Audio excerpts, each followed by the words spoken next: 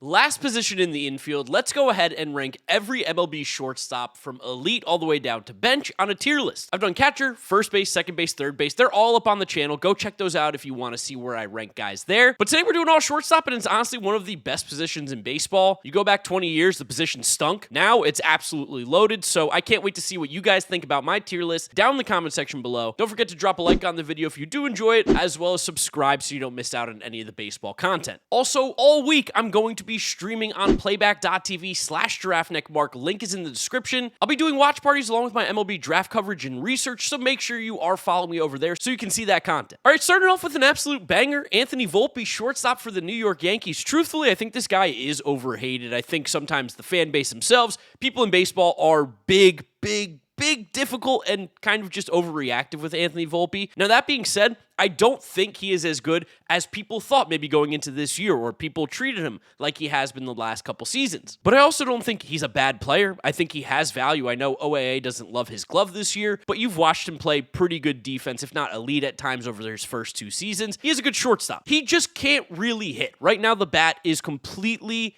and utterly mid. He's below 100 OPS plus. The power is really helped out by playing in Yankee Stadium. I don't think he's a bad player. I still think he's young, but right now, Anthony Volpe is an average shortstop in Major League Baseball. Bogaerts, he was having a decent year, cooled off a little bit. It's gone back to being kind of a singles guy who doesn't really get on base. 11 home runs is actually pretty good. He's got good stuff. We know Bogaerts can be a good player, but we're just not seeing him reach those highs that he once had earlier on in his career. Defensively, not particularly great. OAA hates him. The arm is completely whatever. The sprint speed, the athleticism is not the greatest. The bat speed is weirdly low. I thought Bo would have had better bat speed, but right now for Bogaerts, oh man, he's probably right around that Volpe-ish range. Maybe he is a little bit better. I feel like I want to put him in average, but for now I'm going to put him in solid with the idea that he could go down into average. The one thing with Volpe is that we've seen he's been a premium defender before. With Bo, we've never really seen that, and the bat really hasn't done anything in the last couple seasons, like 600 plate appearances of kind of being an Anthony Volpe type hitter. So I don't know. I'll put him in solid for now. Bobby Witt Jr., I mean, you guys know this is probably one of the easiest guys to rank in all of Major League Baseball. He's obviously elite, debatably the best shortstop in Major League Baseball. He hits for power, he steals bases, plays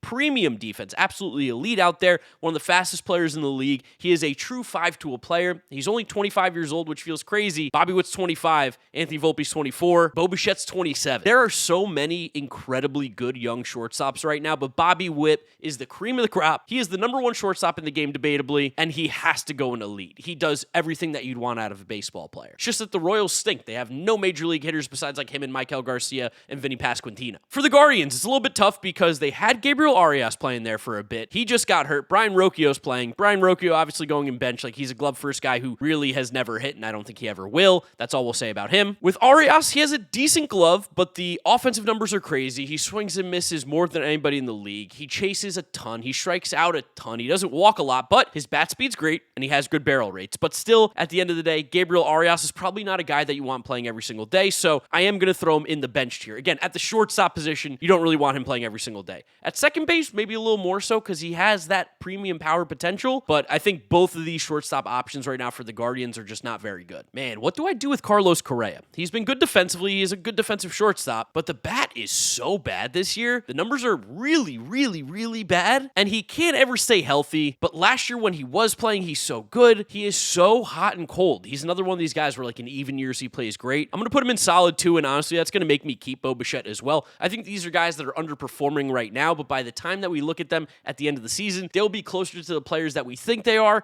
I just don't know if we could put Carlos Correa anymore in that elite tier, age 30 season. Things are definitely slowing down a little bit for him, and I just say this in every video, but something is so weird with the Minnesota Twins. Rocco Baldelli having his job, I think, is a big part of it. People just don't play well there right now. Carlos Correa is part of it. Ooh, Chase Meidroth actually playing a really good shortstop. Now, he has zero power whatsoever at 299 slugging, 642 OPS. I don't know if Chase Meidroth is a guy that I necessarily want playing every single day right now. I do think Anthony Volpe is a better player, but I do think that they're similarly in that average to maybe even bench tier. I just think that Meidroth is kind of out of position. At the shortstop position, I don't think he is a major league shortstop that should be playing every day. But at second base, I very much think he could be. The glove's better than I thought, but he is a singles guy. He has 2 home runs. He has like 5 extra base hits. Oh man, I hate doing this, but I do think I'm going to put Chase Meidroth in bench for right now, just because there's not really a shortstop in my opinion. CJ Abrams is so close to being elite. The offensive numbers are fantastic. One of the best offensive shortstops in Major League Baseball. There's no doubt about it. But at a position that's loaded with guys who can hit and field, I just can't put CJ Abrams in elite just yet, despite him having 12 homers, 19 stolen bases, 360 on base, 845 OPS. Those numbers are absolutely fantastic, but he is arguably the worst fielding shortstop in baseball. -6 OAA. He's never been a good fielding shortstop. What's crazy is he's actually improved defensively, but it's still horrible. All-star. The power, the speed, everything that he brings on the offensive side. There's not many players in Major League Baseball who've got it like that. Just work on the glove and he easily finds his way into elite. But CJ Abrams, 24 years old, he's going to be a real star in the league. Corey Seager playing good defense again. We're going to start to have to talk about Corey Seager as being a pretty good defensive shortstop. He makes a lot of good plays, makes all the plays that he needs to. Obviously, what you care about with Corey Seager the most is that power, those barrels. And I know he has an 800 OPS right now, but the barrel rate is one of the best in Major League Baseball at 16.8%. That's 95th percentile.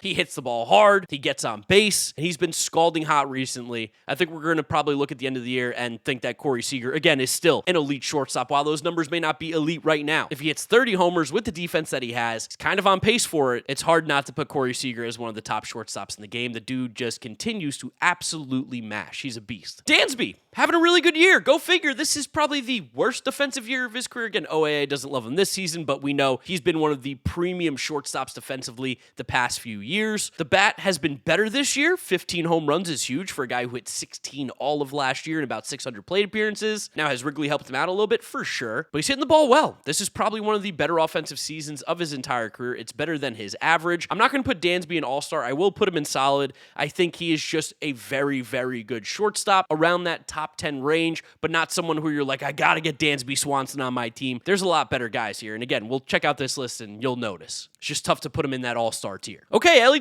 Cruz doing that weird thing where last year was one of the best defenders in baseball at shortstop. The glove was incredible. The arm's insane. We know how good he is. This year, one of the worst, -5 OAA. I tend to believe that he still is a good fielder at shortstop. I'm going to wait until I see a longer period of time where he struggles. What makes me excited about Elly, though, it's starting to happen a little bit. 276 average, 350 on base, 841 OPS, 18 homers, 22 stolen bases. Elly Cruz is elite. He is one of the best shortstops in the game. He's only 23 years old, hits for power, runs like an absolute freak like Usain Bolt, cannon of an arm. The glove's been shaky, but I think it's going to turn around. Again, 2024, 14 OAA. 2023, 4. I think he's a very good fielding shortstop. I tend to believe this is just a weird, rough stretch where he's been not playing that well defensively, but he's still elite. Where are the Elly haters at? I know people hate Elly, and I still don't know why. Tovar, I think similarly to Anthony Volpe, I feel like they're kind of one and the same. Now, I like Tovar more as a player. I think he would be better if he was on the Yankees, but defensively, that's what you get. Glove first. His glove is awesome. One of the best fielders in the game. At the plate, he strikes out a ton, but he still hits for decent average, but he doesn't get on base at all because he doesn't walk. He's a weird player. I think right now he is just kind of an average shortstop. The glove is fantastic, but if you're not hitting better than the numbers that he's put up in Coors, I think there's still some room for improvement. I like Tovar. He's only 23. He's going to get better. This isn't me doubting him. It's just he needs to be better right now. Ooh, Francisco Lindor. Man, he's so good. Francisco Lindor is so good. His numbers have dropped off a little bit because he broke his pinky toe, and that's definitely affected his offensive game. But defensively, 94th percentile in OAA at 5. He is consistently one of the best fielders in all of Major League Baseball. He gives you 30 home runs, 20 stolen bases a year with premium defense. There's literally nothing else that you could ask for at the shortstop position. He is elite. And I know people get really mad because my tiers aren't proportionally accurate. There's a lot of elite shortstops in the game, guys. There's a lot of elite guys at other positions, and some positions like second base only have one guy. I think you need to stop thinking about these tiers so literally and think about the quality of player, in a vacuum. Francisco Lindor is elite. Geraldo Perdomo. Oh man, what do I do with you? He is someone who year after year after year, I feel like the same thing keeps happening. Incredibly hot start to the season, falls off in the second half, and ends up being a league average player. Now, one of the things that we have seen this year is he's hitting for more power. 9 home runs this year, I do believe, is a career high. 791 OPS at the time is about 110 points higher than his career average. I think I'm willing to put Geraldo Perdomo in the solid tier now. He's a good defensive shortstop. He gets on base, which is super valuable. I don't think he is, again, better than CJ Abrams, and I don't know how much better he is than some of the guys even in the solid tier with him. But He is a solid player, gives you a really nice floor, and he gets on base, makes a lot of contact, steals bases. Good defense. That's a good player. What feels like is going to be my last elite shortstop, despite having a bit of a down year. Gunnar Henderson is really just so good. Now, defensively this year, he's been horrible. Really, really bad. And you could make the argument that if I'm going to put Abrams in All-Star, I have to put Gunnar in All-Star as well, because the glove is not elite. But to be fair, Gunnar wasn't bad last year. He was just league average. And league average with the bat that he has, which I think is truly what he is a league average defensive shortstop with premium offense. That's going to be the fifth and final guy that I put in the elite tier, I think, at the shortstop position. 30-plus homers, 20 stolen bases. He had 900 OPS last year. His career OPS is around 850. And after what was a bit of a slow start because he didn't really have spring training due to the injury, Gunnar's been on an absolute tear. If the Orioles have any chance of doing anything this year, salvaging this season, it's going to be on the back of Gunnar Henderson. He's that good, and he can make that much of an impact. Ha-Sung Kim, he just came back from injury, so he's going to be playing shortstop for the Rays, and that's big. The Rays are in a playoff spot right now. This team is way better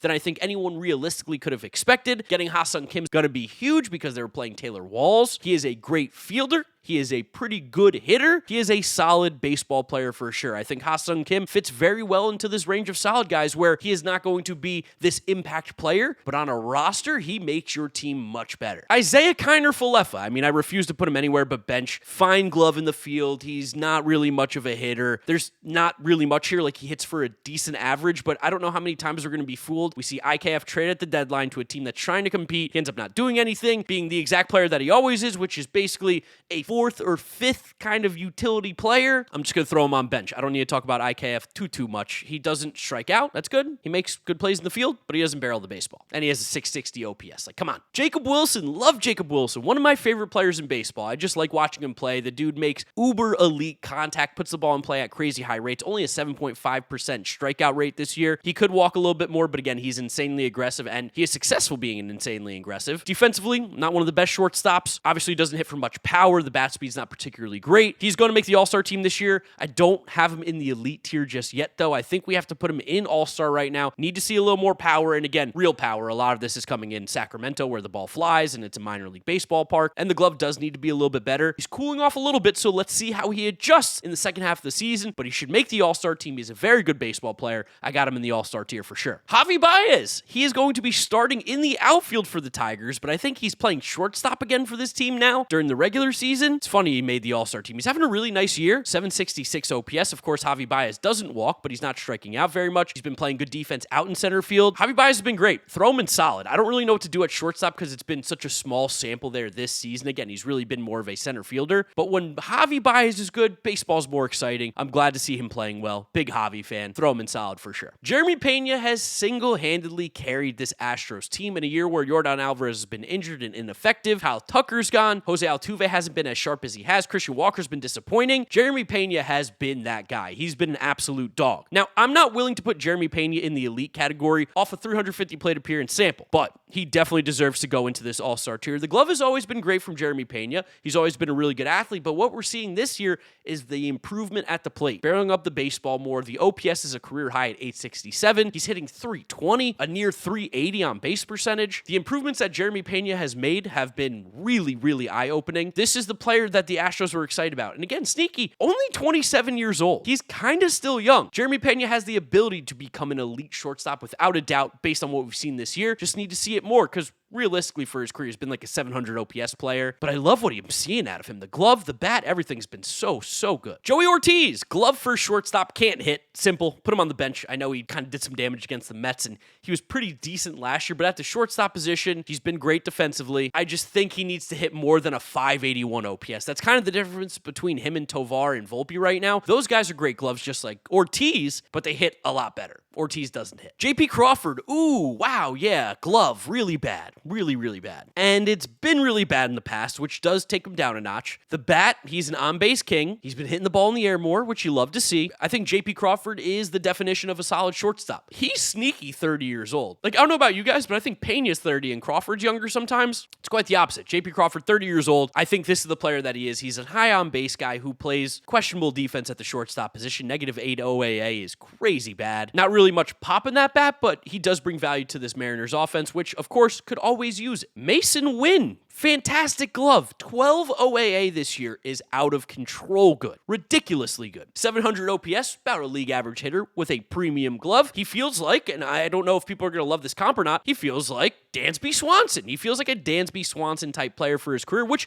you'd be happy. Dansby Swanson got paid a lot of money, brings a lot of value to a team. I think he is a solid baseball player. I'm not putting him in the all-star tier. The premium defense is incredible. He has a cannon of an arm. Just want to see him hit a little bit more. That's it. Still really good. Mookie Betts has been playing great defense at shortstop this year. Mookie Betts is not hitting like he has in the past, but again, I think that is going to change. I don't see Mookie Betts being a bad hitter. Like 700 OPS doesn't feel right for a guy whose career OPS is around 900. Of course, we're seeing 32-year-old Mookie Betts. Maybe this is him slowing down a little bit. I'm still going to throw him in all-star. I'm going to give him the respect that he deserves. Slow first half of the year, second half he could go off and make me look stupid. So all-star is where I'm going to put him. I can't put him in solid just yet. I need to see like a full season of him legitimately being a 700 OPS player before I think that this is an actual problem. But the defense has been shockingly good at shortstop, something I didn't think I'd be able to say. I have a feeling this one's going to piss people off though, again, because Mookie has a 700 OPS. But like, really, are we doing this, guys? It's Mookie Betts. Come on. Nick Allen. Glove first guy, but he has a 575 OPS. Does he have a barrel this year? No barrels. I mean, great premium defense, but like that's exactly what a backup infielder usually is you play great defense and that's what you bring to the table. I'm just going to throw you on bench. Like, I don't know. Yeah, it's one of those things where it's like premium defense, but he can't hit at all. Like, really, what are we doing, guys? That being said, Nick Allen is a good baseball player, if that makes sense. Scrappy, annoying, someone you like to have on your team, but you just don't want him starting every day. Otto Lopez, great defense. He has been scalding hot of late. Is he going to sneak into the solid tier, or is he more of the average shortstop? Which is kind of crazy because look how many guys are in average. Yeah, I'm going to put Otto Lopez in average for right now. He has a great glove. He's hitting decently well. I maybe have to rearrange some of this, but Otto Lopez does feel like he goes in the average tier more so for me, although he has been scalding hot of late. But outside of that hot streak, I mean, he is probably in this average tier. Whoa, Trea Turner's like actually playing elite defense this year? Whoa, that's huge for Trea Turner as he's getting older and he turns into a little bit of a different player. Elite defense like that while hitting 802? Ooh, yeah, I mean, he was going to go an all-star no matter what, but if we see Trea Turner do this for a full season of premium defense, he's in that conversation again as a top 5 shortstop in the league. That's incredible from Trea. Because in the past, he's been not a very good defensive shortstop, but he's barreling the ball well again. He's running well again. He's stealing bases. Trea Turner resurgence. Okay, I knew he was playing good baseball. I didn't realize the glove, though. That's huge for Trea. He's a great player. Like, we're going to sneaky look back at Trea Turner's career and be like, this guy's kind of a beast. 11 seasons, 827 OPS, over 5,000 plate appearances, 20-plus homers a year. He's going to steal 30, 40 bases this year, hitting near 300 with a 350 on base. We're low-key looking at one of Trea Turner's best seasons ever. It's a legitimate debate to throw him into elite right now. I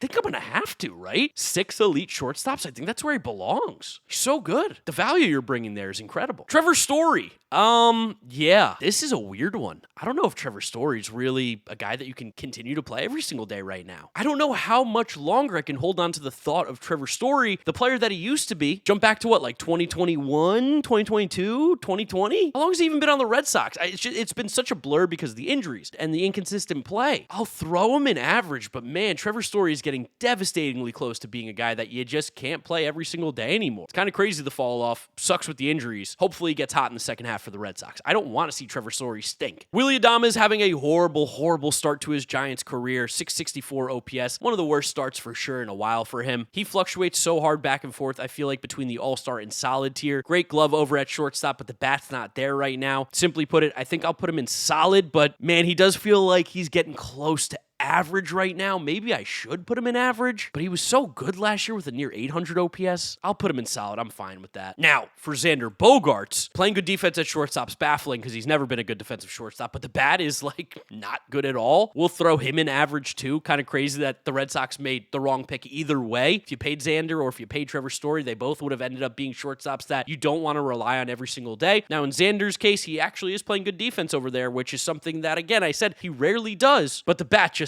isn't good anymore. He's like a 12 to 15 home run a year guy with an OPS hovering around 700. Stinks, but that's what Xander Bogaerts has turned into when he lost the Green Monster. And then last but certainly not least, we have Zach Neto. Now, Angels fans will like to tell me how great Zach Neto is defensively, but OAA absolutely hates him. -6. DRS loves him. I don't know why. OAA is a range-based stat. I tend to care about shortstop's range a lot. That's going to be my penalty to Zach Neto. That being said, The dude's a fantastic hitter. Awesome hitter. Really, really good. I think sometimes underrated in Major League Baseball. Now, he doesn't walk, and the glove isn't great, so I am going to put him in the solid tier. I don't think he's in the all-star tier with some of these other guys, but Zach Neto's a very good baseball player. I think the Angels are putting together a decent little core, Zach Neto being a big part of it, someone that you want on your baseball team for sure. He is a plus player. He is a positive player. I just don't think he's in that all-star tier just yet because of the glove. He can make the all-star team because all-star team doesn't care about defense, and I don't care about defense for all-star team. But in my rankings, when you look at these tiers, I think it's a different tier right now for Zach Neto. I'd love to know what you guys think about my shortstop tier list down in the comment section. Do I have too many guys in elite all-star solid? I'm sure you're going to complain at some point, so let me see what you got. Drop a like on the video if you enjoy it. Subscribe to the channel so you don't miss out on any of the content coming at you. And follow me on all my social media. GiraffeNeckMarc. Links are in the description. That's where I'll wrap it up. You guys know the drill from here on out. YouTube recommends you watch this video. This is my most recent upload, so click through those if you have not yet seen them. Thank you guys for hanging out, watching the video. I'll catch you all on the next one.